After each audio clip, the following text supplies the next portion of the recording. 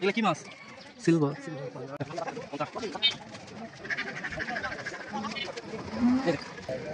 ইলিশ মাছও পাওয়া যাচ্ছে। তো ভাবেন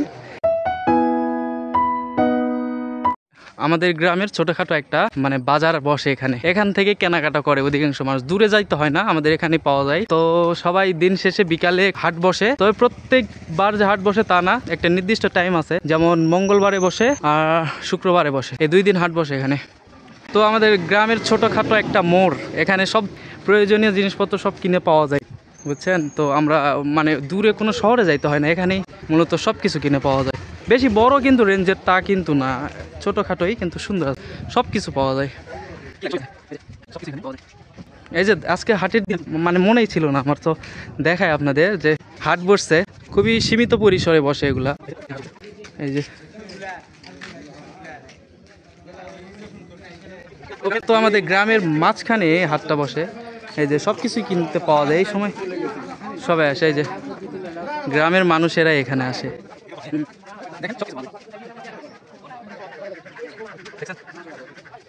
এখনো মূলত হাটটা পুরোপুরি বসে নেই, আরও মানে বসবে। আর পিছনে যেটা দেখতে পাচ্ছেন হাই স্কুল, আমাদের গ্রামের হাই স্কুল মানে হাই স্কুলের পাশে এই বাজারটা। মূলত এই হলো, সব পাওয়া যায় বললাম না, মাছ, এই যে মাছও এখানে আছে, ইলিশ মাছও পাওয়া যাচ্ছে। তো ভাবেন ছোট হতে পারে কিন্তু সব ধরনের সব মানে সব কিছুই পাওয়া যায়। যে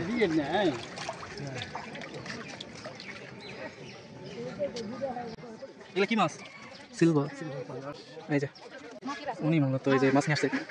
এমনকি ইলিশ মাছ পাওয়া যাচ্ছে, আমার এটা অবাক লাগে যে এইরকম বাজারে ইলিশ মাছও মানে পাওয়া যায়। যে বাজারটা কিন্তু বেশি বড় না, এই যে দেখতেই পাচ্ছেন এই রেঞ্জের মধ্যেই পুরাটা। খেরও যায় ঢাকা শহর বা বিভিন্ন মানে দেশের বিভিন্ন এলাকায়। নওগাঁ জেলা তো ধান চাষের জন্য বিখ্যাত, তো সব পাওয়া যায় আমাদের গ্রামে, সব আছে, সব ফ্যাসিলিটি অ্যাভেলেবল আর কি।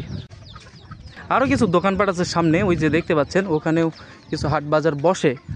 তো এইদিকে তেমন বাজার একটা বসে না, যার দোকানপাট এখানে থাকে, কিন্তু যা পিছনে দেখাইলাম ওগুলাই মেন মানে বাজার মতো পুরাটা বসে আর কি ওখানে, পুরা বাজার। আসসালামু আলাইকুম। বিক্রি করবে নিয়ে যাও তাল, এই যে দেখেন তালও বিক্রি হয়। এই যে ব্যাগের মধ্যে কয়টা আছে, 4-5টা। এই যে ওনারা মূলত নিয়ে যাচ্ছে তাল। কত কে পিস নিবা এগুলা? দেখছেন 15-20 টাকা এদিকেই, মানে এদিকে তালের অভাব নাই, তাও 15-20 টাকা পিস যাচ্ছে। তো ভাবেন শহরে কীরকম হয়, তো আরও বেশি দাম চলবে।